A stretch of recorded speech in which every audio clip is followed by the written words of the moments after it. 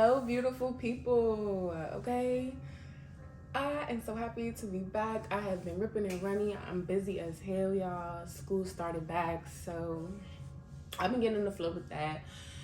Y'all don't really know what I be into outside of my podcast, but I'm gonna give y'all some insight. I am a full-time student. I also have a full-time job.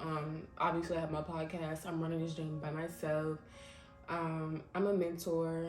I'm in a couple orgs, so I do community service and stuff. So yeah, y'all, I be fake busy. You know, gotta maintain the social life and my mental health. I be in the gym now. I be having to cook and eat well. Like, it's really a lot. Speaking of being in the gym, y'all, nothing is better than when you just did a good workout and that, like, after meal. As long as it's loaded up with, like, protein and fiber and shit, I'm going to eat. Like, today was arm day. I hate arms. I treated myself, and I went and I got a Chipotle bowl. It was fat. It was good. It was good. It was real good. Y'all, I never ate a whole Chipotle bowl in one sitting. I ate the whole bowl. Like, it was that good. Anyways, though, welcome back to another episode of As Told by Amora. I'm your favorite host, Amora. Duh. And yeah, this week, we really about to get into it, you know. First, I want to say happy Black History Month to all of my beautiful Black people. I love y'all so much, okay? I love all of y'all.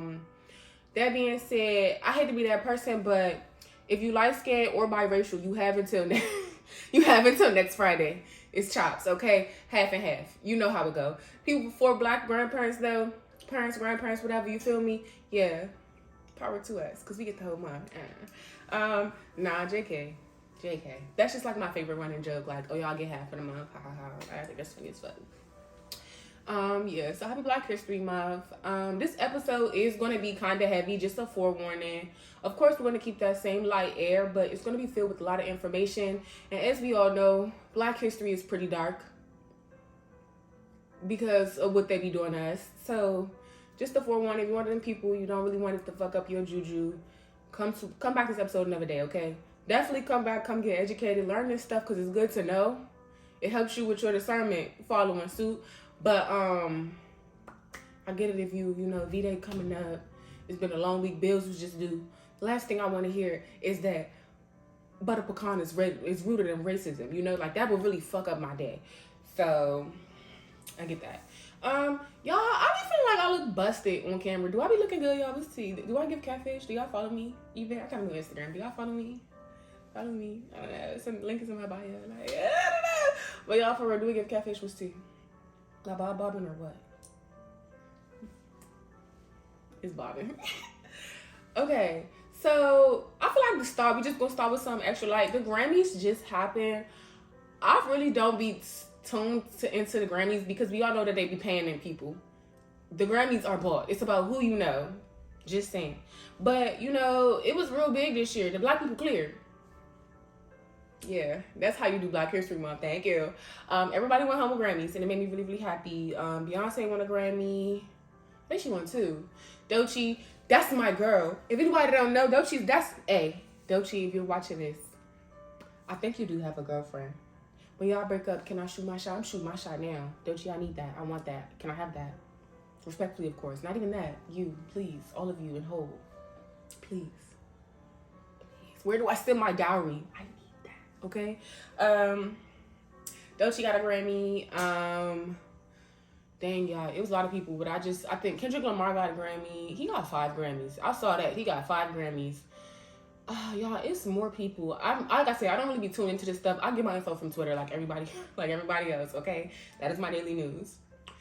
But yeah, it was so much controversy surrounding Cowboy Carter winning Album of the Year, and I'm not going to ever discredit my girl, but I will say, I do feel like it was given to her. Hear me out. She definitely deserved to get it for the country category. She ate, she devoured. Did it get Album of the Year considering all the projects that dropped last year? No. Honestly, after April, I didn't even hear no more about it besides 16 Karat just because it had several memes floating around.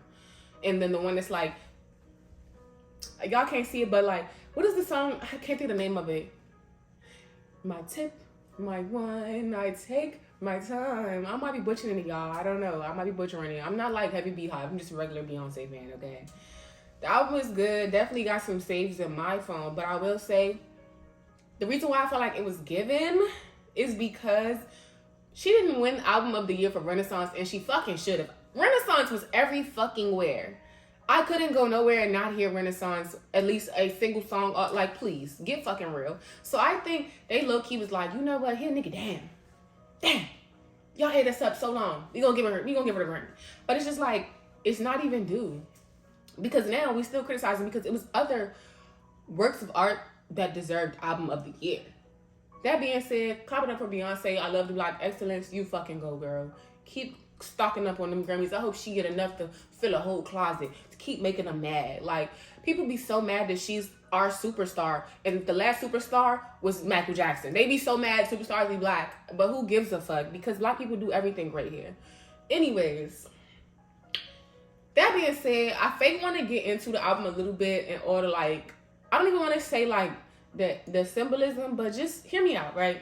And I was having this talk the other day with a couple of associates while I was eating anyway, so it's definitely still fresh on my mind. But basically, one of them had made a point where she was like, you know, Cowboy Carter is for Black Americans. And I was like, I beg to differ. I feel like if anything, Renaissance was for Black Americans. You know, like, it had a lot of black sounds from around the world. I feel like Cowboy Carter is just how it presents itself. It's American. Is it particularly black? I wouldn't say so, only because it is, obviously it's black, y'all. It's a very black project, but like the music and stuff, like, I don't know. Hear me out. It's American because American history is black history. There would be no America without black people, and that's just that. So in that aspect, yes, it can be black. But down to the root, it's just American. It's patriotic. But that being said, it kind of all wraps up because it's like you cannot be American and you cannot have patriotism without being black. Straight like that. Because everything Americans have, they took it from black people. They probably worked it, reflipped it, and whatever else. But yeah, that's really the truth. And that's what we're talking about today, y'all. We're talking about America and having pride in being Black American, because being from America does not being like proud of your Black American roots specifically. Because this is where the discourse be coming at. You know, it's y'all don't know where y'all come from. Da da da da. A lot of discourse surrounding the Black Americans, and I just feel like not too much on us, just because you know where you came from, particularly like clap that for you, but we were heavily displaced. That, I've never understood that shade. That shit is really fucked up, honestly. At the end of the day, we've all of African descent, so it's like, why you want to shade me because my African different from your African? My African is American. But yeah, we're gonna talk about that today. How, you know, American history is black history, straight like that. We're gonna talk about how they fucked us over, and then how they tried to make us feel guilty for being who we are. You feel me? And with that being said, I'm gonna just say this statement. If anything else don't leave with you today, this should leave with you, okay? Being pro-black is not anti-white. Being pro-black is not anti-white. Being pro-black is not anti-white. And they gonna try to tell you that shit, and it's not fucking true. Like, nobody wants to speak on it, but I'm gonna speak on it. Like, child, hear me out. The best example of this, like, I always go back to this example because I feel like it's the easiest depiction. Because I'll never forget this shit. The shit fucked my brain up. We was already in the pandemic, sitting in the house and shit. And, you know, it was a lot of stuff happening. A lot of police brutality on my Black people. And we started a movement, Black Lives Matter. And niggas had the fucking audacity to come out the cut talking about, first of all, Blue Lives Matter. Gag the fuck out of me. Police is beating on niggas for sport, and y'all talking about police lives matter. I sucked it up. But what they really had me fucked up as when they talking about all lives matter, not just Black lives. Are you fucking dumb? Am I being punked? Where the cameras at? Like, I was really having one of the, where's the TikTok? Where the cameras at? I know I'm being pranked now. Like, seriously. Nigga, you done fed me a TV dinner? Like, are y'all really gonna tell me this shit? And they was standing on that shit. They was standing on it. So, yeah, let's get in the root of that. Fuck that. Americans aside. White people will try to intimidate you and make you feel ashamed to have pride in being black, because in their mind, if black people matter, nobody else does. But in a country, in a system that was based on black people's back and putting black people at the very bottom, us shouting out like, hey, we are people, we do matter, should not trigger you.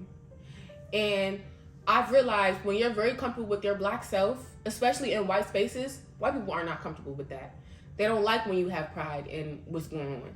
And, you know, it's Black History Month. And I feel like if any month you should have some pride and you should keep your head held high, it should always be all the time, you know, like be proud of your black skin. But like if any month, this month, because we only get one, it's the shortest goddamn one. All years by Black History, but like I said, we get the month, cool. Own it, like, own that shit. Do not be apologetic for being who you are, for being black, for being boastful. Because if you was white and you did, everybody would be okay. The picture, the American dream is a white family, you know, a husband and a wife, a nice little home with a garage and a car, maybe two of you fancy, 2.5 kids, and a nice 9-to-5 job. That's the American dream. There's pride in that. You know, that's what they saw, that's what's here. The black dream, do you want to know what the black dream is? You better go get you a government job because it's going to come with benefits and they're going to take care of you. What the fuck? That's the dream? They don't be like, go get married, go to school, go chase your dreams the same way they preach in these white households. No, we don't get that. We get, you work. Don't talk to boys because boys lead to babies. Babies lead to fucking up the rest of your life. These are the talks that I had in my house, and I know that y'all had similar talks. We all live the same lives. And then it's, go get you a government job because it comes with benefits. Everybody's heard that. You get the, don't be quitting jobs too much, or make sure you always give a 2-week notice because, you know, you're going to need a reference. All this shit, right? And it's just like, that's it? Why can't the American dream be something that benefits everybody? You get what I'm saying? And that's just like, that's what I'm saying when I say like, what it is to have that white American pride. It's the, oh, I can live the American dream. But to have that same pride as a black person, people would try to shit on it. They would try to tell you that it's wrong and that you can't live that. You have to work extra hard to prove that. And the fact that you have to work extra hard in every single thing you do as a black person is already just a child. Anyways, though, all this to say, go back to my main point, y'all. Just be proud. Be black and be fucking proud. That's all I got for you. And don't ever have shame in it. Don't ever have shame for being pro-black, because I'm pro-black. And people will tell me all the time, oh, you're prejudiced, oh, you're racist. Actually, no. I am forced to interact with white people all the time. They in the world. They exist, y'all. Like, we're the minority. They're everywhere. I'm very much polite. I very much treat them like people because they are people. Even if I have my own, like, I feel some kind of way, I treat them well. You know, like, we don't even get that basic kind of humanity. And that's the difference. You know, that's like pro-white, you know, all they got going over there. Being pro-white is being anti-black. And that's why they tell us that being pro-black is anti-white. Girl, I need the fucking sound bar. Clock it. Clock that T. Clock it. Clock that T. Clock it. Do y'all know that I be referencing TikToks? If you get it, comment and let me know. Okay, but nah. All right, y'all. Is anybody familiar with Crash Course? Crash Course is a YouTube channel, and they teach you a lot of stuff in like 5 minutes. I don't have 5 minutes. I have an hour. Period. This is my shit. If I wanted it to be 2 hours, it could be. It's my shit. And it's my Black History Month. Yeah. That being said, though, Crash Course on some Black history, because I feel like the lack of the black pride is coming from the fact that y'all don't understand that y'all were set up to fail. Y'all are continuously set up to fail. And my least favorite thing, I'm talking to somebody and I tell them that we were built on a system that wants us to fail. They'll be like, that's old. That happened years ago. Nigga, Jim Crow ended in 1970s. Most of, you know, our elders, they kind of got a little bit of that. Your mom, your parents, and them, I think they probably saw some, they got treated pretty crazy too. Like, ask them niggas, how was it growing up in your time? My mom was born in 1970. She just got over the shit. You feel me? Like, ask them niggas, ask your grandparents, talk to them. That shit didn't happen all as long ago as y'all think. Nigga. Anyways. Because I just feel some kind of way about that. I hate people say that to me. That happened so long ago. Like, does it fucking matter? A system that was put in place to set you back, it was put in place to set you back all that time ago. How long do you think it will take to undo that? We're still living in the system. But anyways, since y'all be needing people to explain it to you, walk you hand in hand, I'm going to walk you to it. I'm going to hold your hand when I say this because I need you to hear me out. Boom. Slavery lasted over 400 years, I believe, just like numbering. Don't quote me, y'all. I'm not giving y'all a history lesson. I am going to give y'all some facts, but I promise I'm a psych major. Fact check me. Thank you. I promise the information be true enough. It's true enough. Slavery lasted over 400 years, y'all. It didn't end until 1865. And right after that, they started placing black codes, okay? So when I say black codes, I mean like just laws that would like intentionally prohibit black people from doing certain things. So like, you can't have no property, you can't do this, you can't do that, can't really make no money, shit like that. It was black codes. So those eventually got lifted around the same time that shit, y'all, I think I got my dates wrong. Yeah, no. Those were handled around the same time that they stopped Jim Crow because those kind of go hand in hand. Anybody that doesn't know, Jim Crow was like the segregation era, but it's a lot darker than it seems. You know, they be whitewashing them history books, y'all. They try to erase our history because our history is American history. But anyways, Jim Crow began. Wait, no, y'all. Yeah. Sorry, y'all. I'm trying to make sure I'm actually giving accurate information. Like I said, fact check me. So yeah, Jim Crow was going on until about the 1970s, and yeah, it was segregation, just flat out racism, a lot of police brutality. They were burning down black churches and black homes, a lot of arson. They was just flat out fucking harassing black people, assaulting them, killing them. The police, the judges, the doctors, anybody white in that town was probably a part of the KKK, and they were also terrorizing black people. This is where Black Panthers come into play, by the way. Black Panthers originally were like placed into the neighborhood, yes, for the services they were doing, such as like the program where they were feeding children in their neighborhoods, which is also why we get breakfast in schools and stuff. It all feeds into each other. Black people set the tone, of course. But anyways, they're feeding black children, and so they start that program where, you know, kids get breakfast at school. Either way, Black Panthers came around because they were really supposed to police their own neighborhoods and fight off the KKK. They were heavily, you know, armed, and they was out there patrolling because the police was not on their side. The police was fucking helping them niggas terrorize them. Doctors, judges, all of that. So we had to get our own black everything to take care of us. You feel me? Y'all, it was crazy. Like, shit like picnics and stuff. Calm things that you think are so innocent. No, they're using picnics to host events, basically, for lynching people. And it wasn't like, oh, we would lynch one person and everybody would just come watch and eat their food. No. These niggas was, throughout the week, probably gathering niggas up. They were gathering black people up throughout the week, holding them, sending out postcards, invites. Yeah, come to the next town over because we finna do a lynching on Sunday and have a picnic. Okay? Mind you, y'all, they were so evil. They would do this stuff by black churches, black schools. Like, they would host these events around black areas to further add on to, like, the bullshit. And they would lynch these people with their kids and eating the sandwiches and potato chips with their children, their families. And this was the event. And oftentimes they would leave with black body parts. And what do you think they were doing with them? I mean, y'all know they was eating us. Using our hair and skin for bags, clothes, for stuffing, for couches and stuff. It was really a lot, y'all. I'm sorry this is getting something, but like, it's really a lot. Okay, so fast forward, the Jim Crow era starts coming to an end. But, you know, they don't want black people to be free. Not for real. Nah. They want to keep us back. So then they start doing things like, okay, y'all need housing, we gonna give y'all houses. We gonna put y'all in projects, right? Projects were in terrible, terrible neighborhoods. No type of security, obviously no real access to like good grocery stores and things like that. All these places you probably had to walk long ass distances to get there.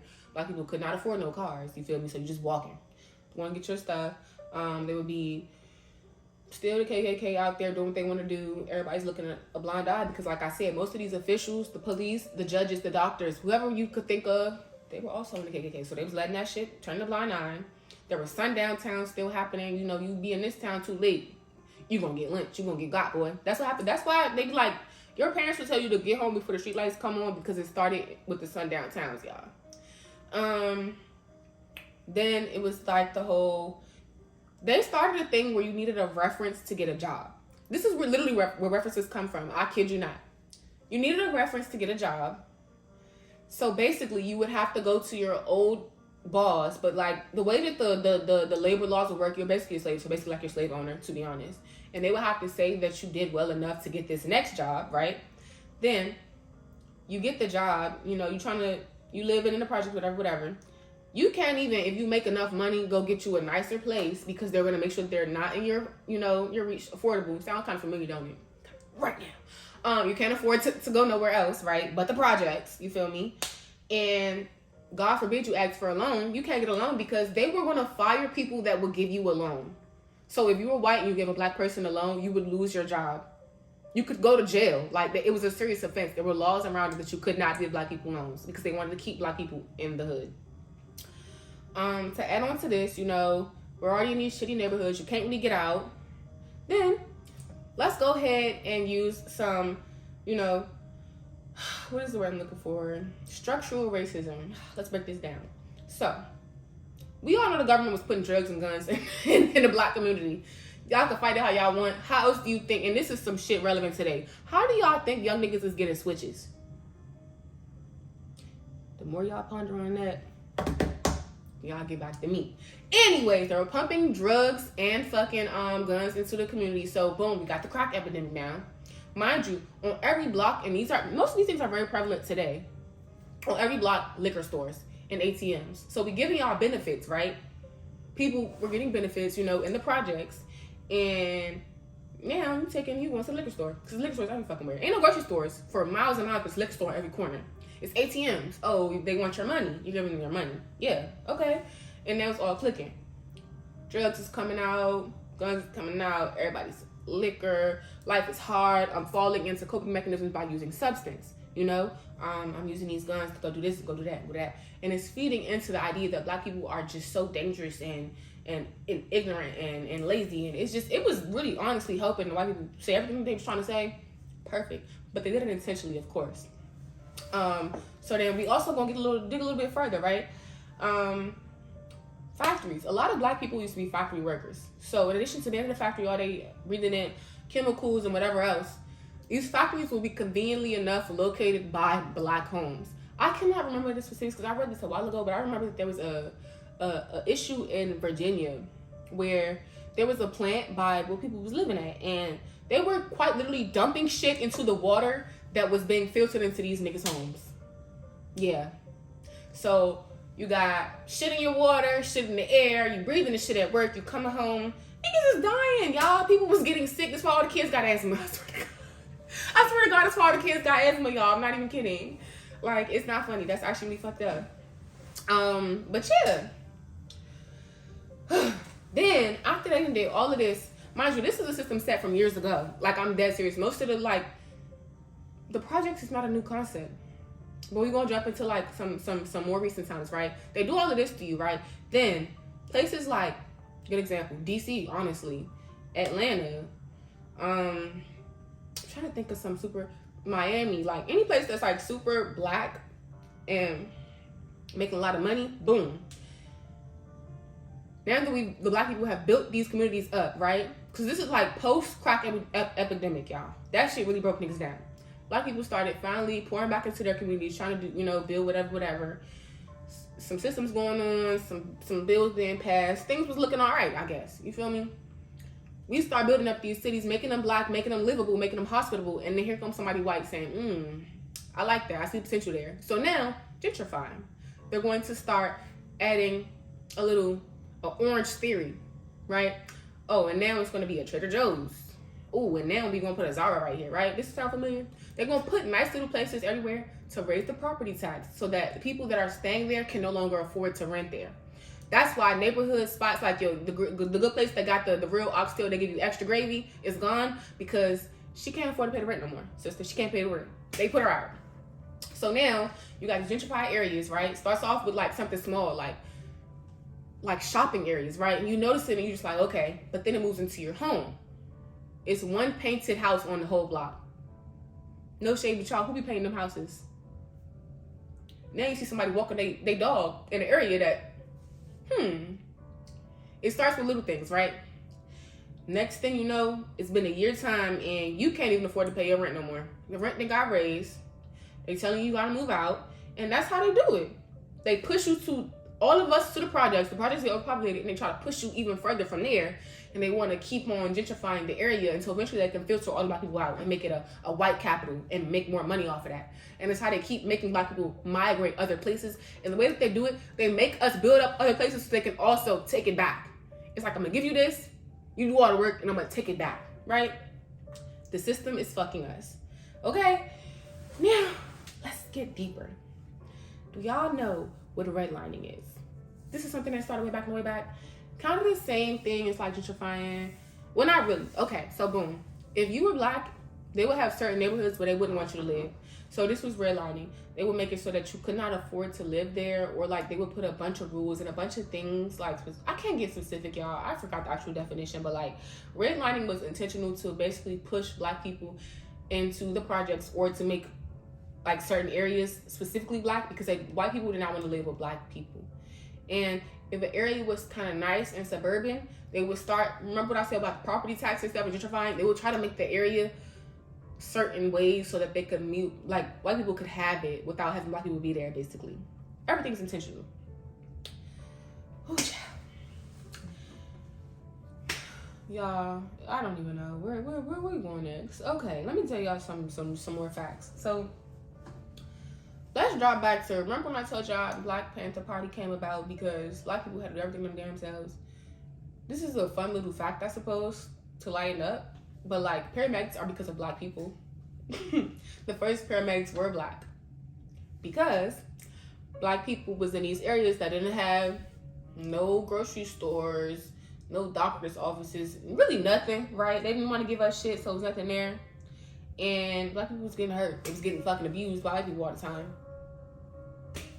What was you gonna do? So they formed, a new system to get them to the hospital. And then we got paramedics because of black people. Let's do some more fun facts. Credit also is because of black people. It's not really anything special, but like black people started, credit used to be a thing you could just apply for, right? And white people was doing it all the time. But then when black people started wanting to get credit, they gotta make everything hard for us. So they started, not credit, y'all, but like getting loans and stuff. To get a loan, whatever, they would try to make it really hard for black people, right? So when they had to take away those, remember I was talking about earlier, the black codes and all those laws that were placed to like prevent people from getting loans. When black people started trying to get loans, they said, how do we take this from them? We don't want to try to get ahead. Cool. Now we have credit scores. Last fun fact, we are also the reason that niggas gotta pay tuition. And to add on to that, because they didn't want black people to get into college or whatever, so they had to make it cost, right? To add on to that, the reason that you have to take things like the bar exam and like all of those like medical things, because you used to really could just go to college and do this shit. Swear to God, you could just go to college and you could go be like, I'm a lawyer now, I'm a doctor now. Cool. No. Black people was going to school too. And so they said, we're going to give y'all more stipulations. You got to take this, take that. You got to go to school for this and get that. We low-key was setting the bar. If you're ready. Like, look at them on the bright side. The standard. We are. Period. Okay. But yeah, no. Okay, I'm done. That was my crash course. So moving forward, let's get into like, we're going to jump back to today. Also, I will be brief about this, but I do want to touch on the school to prison pipeline. I was listening to a teacher, and she teaches grade school kids. And she was just saying how essentially her kids were testing, and she was told that they're using the test scores to determine how many prisons should be built in the future. And yeah, they collect these scores mostly from black and brown kids. I don't know how factual this was. I'm taking her word for it, but I thought that was really interesting because I always believed in the prison to jail pipeline. It made a lot of sense to me. If you are over policing or over disciplining, over disciplining children, their natural reaction is to be defiant, especially because it's like you can't treat force with force, right? If a kid is acting out, most times it's because something is going on in the home. That's like most common sense, you know. Home environment is impacting them, and so opposed to trying to problem solve, you want to discipline the child, suspend them, whatever it may be, and they're gonna, one, be more defiant, and two, they're gonna be like, fuck school. They want to control me. Genuinely, that's gonna be the natural reaction, right? Nobody wants to be controlled, even children. Cool. Add that to the fact that, you know, you suspend these children in certain environments, right? You know, you have a terrible neighborhood. You're suspending a child, letting them go roam free in this terrible neighborhood. Because who's to say they even have somebody at home? Mind you, this is all just like what ifs, but like who's to say they don't have somebody at home either way? So now it's a chance that the child might be in the house, but they might not. What are they going to do? Get exposed to more shit that they should have been, you know, prevented from if they were at school. Additionally, just the lack of resources, especially in black schools. Most black schools do not have adequate funding for like computers, books, things like that. Programs and things. Even really good teachers at times. Like, I don't know, y'all. It's hit or miss. I will say I've gone to white schools and black schools, and white schools do got money. They got a lot of programs. I remember I was in a white school and I took fucking theater. I went to a black school. We ain't had no fucking theater class. We didn't even have a goddamn football team. What the fuck? Like, we were just barely getting by. You feel me? So there's definitely a clear difference there in the resources that are provided. Additionally, when we get like just past grade school, right? When we get to like older school, higher education or whatever, now you're also policed, like, for real. Like, it's not just teachers. It's, like, actual police security guards walking around. And it's threatening. Like, read the fucking room. You got this black school. And I get the safety aspect. But in comparison to the white school I went to, even though we had, like, campus police or whatever, the niggas was never just roaming around trying to make niggas feel the pressure, if you get what I'm saying. Like, it's intentional. And it makes it to where a lot of kids are like, fuck it, I don't even want to be here no more. These niggas don't give a fuck about me no way. Shit, even what you are taught in school. Now, remember when I told y'all the black parents tell you to go get you a job and get benefits, right? When you're at black schools, your teachers won't tell you that you can be anything. If you have like black teachers, they will tell you can be anything. Well, let me not just say black. If you have good teachers, they will tell you that you can be anything, right? But most times, they don't give you, like, I don't know, like, realistic aspects of life. So you're basically just going into the shit unprepared. They don't really tell you how to go attain this. They just tell you, oh, you should go to college. They don't give you no other information than that. No shade. Like, that's not helpful. It's not helpful at all. And I feel like that's a big issue. Like, I don't know. Black schools... Let me backtrack. Schools that are like majority black or like have, you know, Latin kids, whatever, it's just a big difference in what they can offer their students. There's only so much that they can do. It's only so much that one teacher can do. Like, you know, because a lot of times it comes down to actually just the staff. It's beyond like everything else. And you can only do so much, you know. And I just hate to see that. I hate the fact that there's that disadvantage, because then most of us leave school and it's like, what next, basically? There's no prep for after school that I feel like comes when you are at schools that have more money, white schools. Most black kids have the dream that they either gonna, you feel me, black boys specifically, they gonna play sports to make it out, or something else. They gonna rap, probably sell trips, something like that to make it out, right? And only one of them require you to be in school. The other two, you can get that out the street type shit. So I don't like being at school. Everybody's always telling me what to do. It's police all around. They try to suspend me for everything. What am I here for? They don't teach me for nothing from when I leave. What am I here for, right?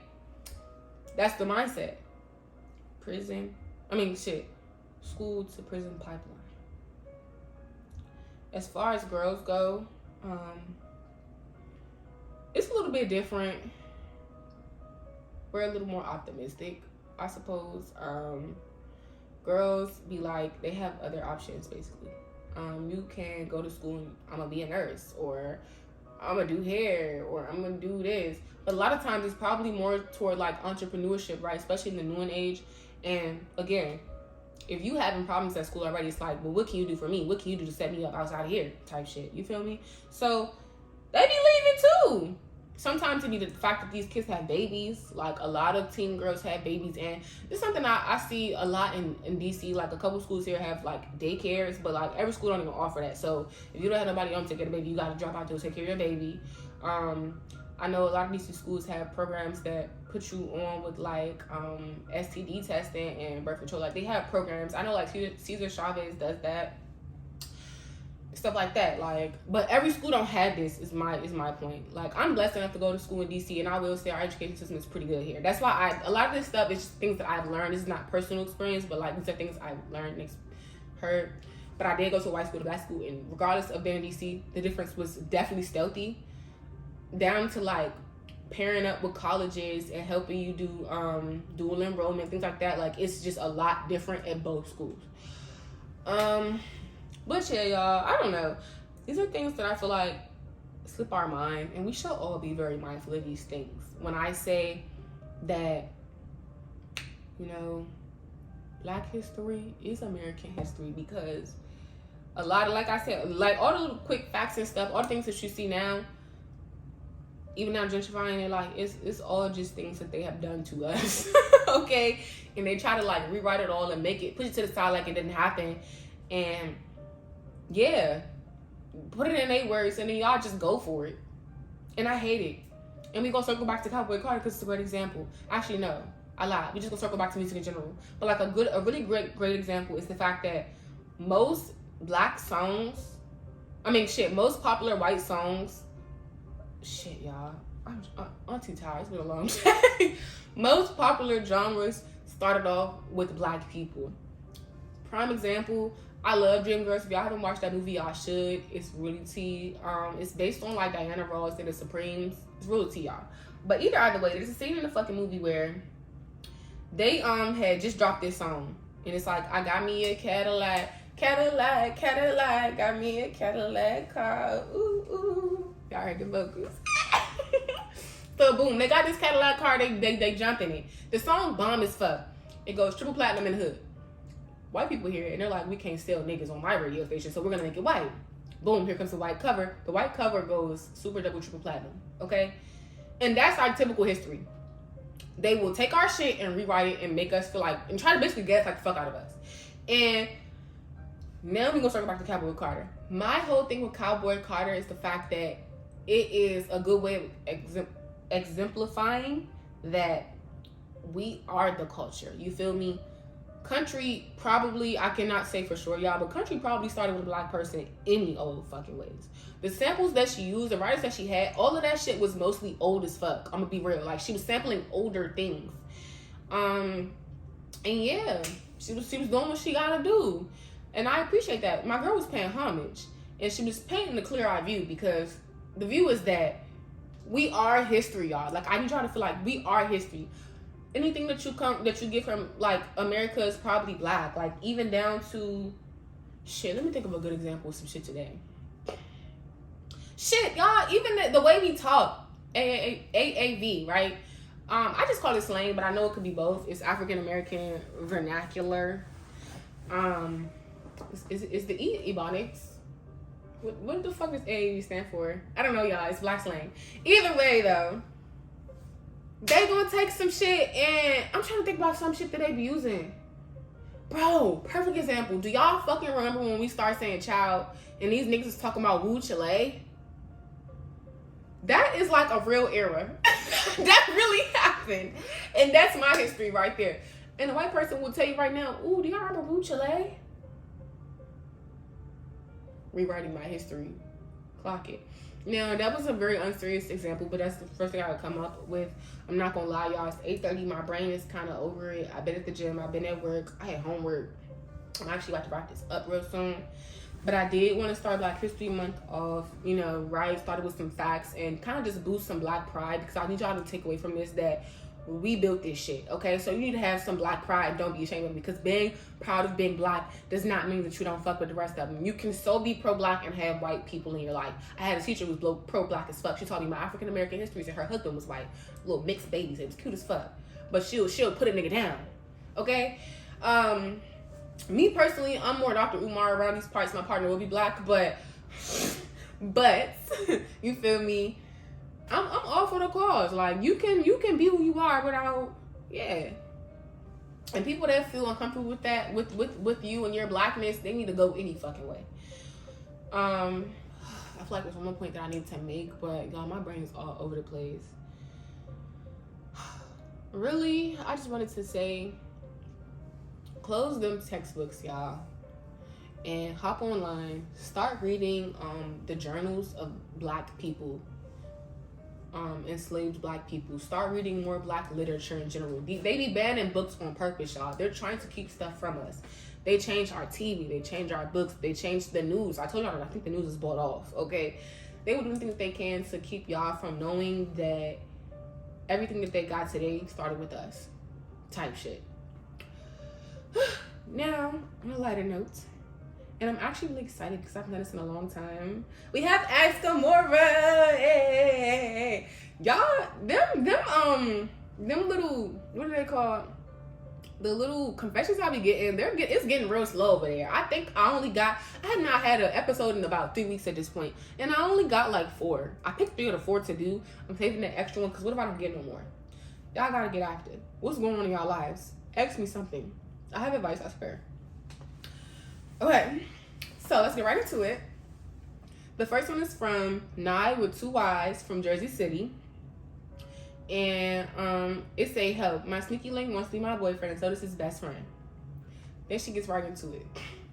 I started talking to my boyfriend, Tom, 'cause I gotta use fake names, y'all, in summer 25. About a month later, his best friend DM'd me. I didn't know they were friends yet, so I allowed both to take me out. After like a month, I was feeling Tom's vibe, and we start fucking. It's just so vulgar, sorry. His best friend, Cam, okay, was still texting me. Ooh, okay, that's tea. Me and Tom went cold for a while, so Cam started warming my bed, if you catch my drift.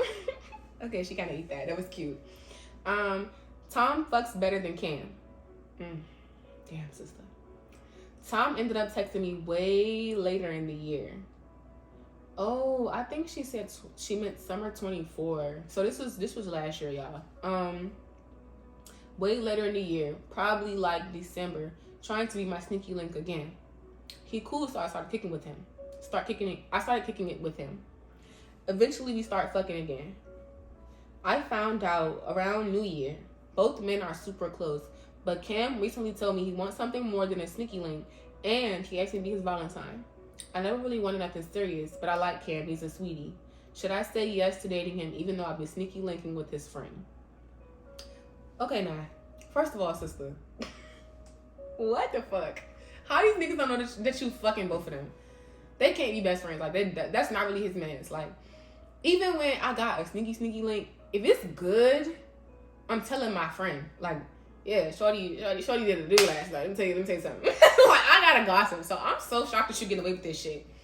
Jesus Christ. Second, okay, he asked to be his Valentine. That's so sweet. I hope you say yes. You know, go you. I'm gonna be real. If you want to be with him, I would go for it. But you said you didn't want anything serious, but he's sweet. Don't keep him around just for fun. That's kind of fucked up. You wouldn't want that on you. Also, you risk, like, if you be with him finding out you was fucking his friend. And that's going to cause shit later down the line. So, this is not really the best advice. But my advice, personally, wait until after Valentine's Day so you get your gift. Break up with that nigga. Or, like, cut ties. Just be like, oh, it's too serious for you and you're not ready for that. Great excuse. And just be like, no. And then, honestly, at that point, it's really free game. You could keep fucking, what is his name? Tom. You could keep fucking Tom if you want to at that point, because you ain't nobody's girl. Personally, I would just say cut both of them off just to like eliminate the mess, because if Tom finds out you was fucking Cam, that might cause you problems for Sneaky Link too. Like, either one of them finding out each other is going to give you issues. So your best bet really is to wait for V to get your gifts and then get out smooth. That's my advice. Good luck to you though.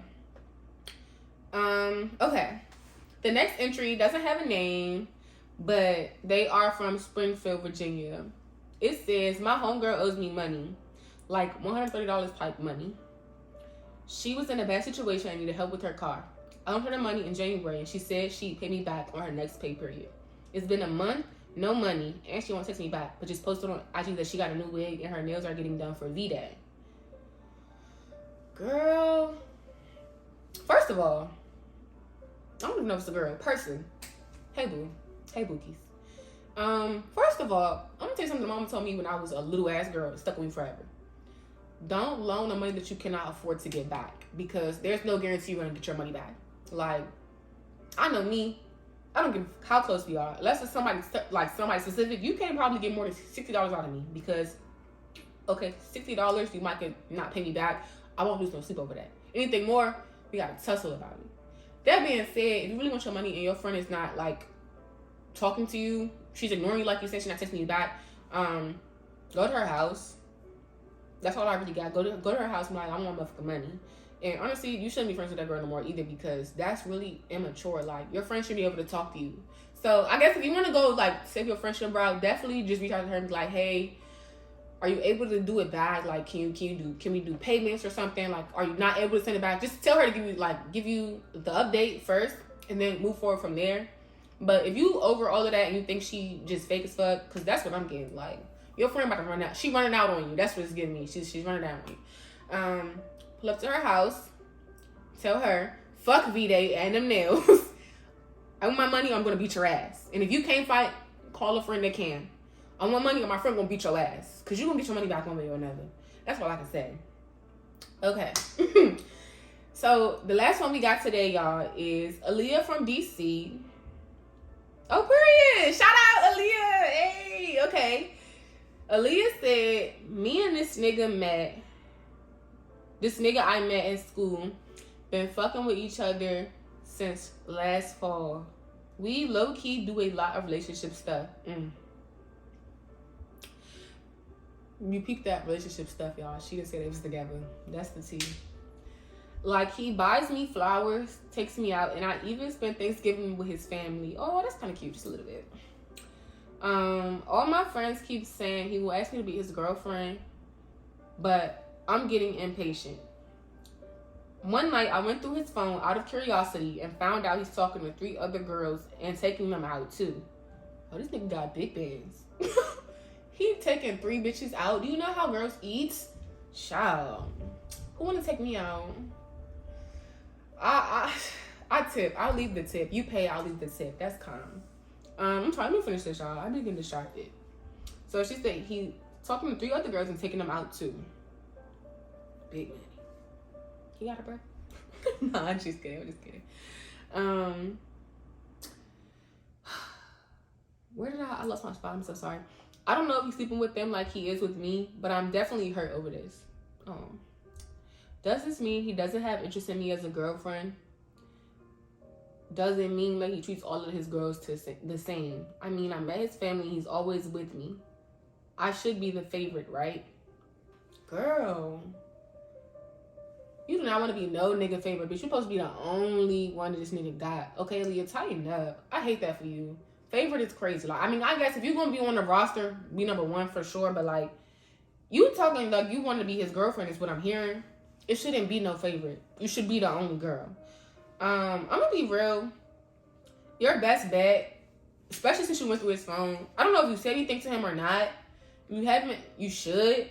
If you don't want to, though, I don't know. I guess you can ignore it. Your best bet, really, though, is to just be straight up with him and just be like, hey, what are your intentions? Do you want to be together eventually? Or are we just vibing on the beat? Like, what is it?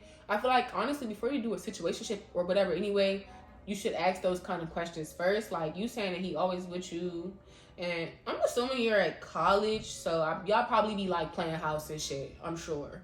So that nigga probably always with you for real, for real. I How the fuck he find time to take out 3 different bitches? I'm not gonna lie, this is beyond me. Girl, I don't know. Personally, this is my personal advice. I leave that nigga alone. Leave him right where he got you fucked up at. But if this your man, you really want that, you like, hey, what we doing? Do you want to be with me? And if he tell you no, and you still stay, that's a you problem. And I'll be looking for another fucking confession, okay? Because that's a you problem. If you don't like what you hear and you walk away, go you, sis. Summer about to be here, okay? Daylight saving is in 35 days. We outside.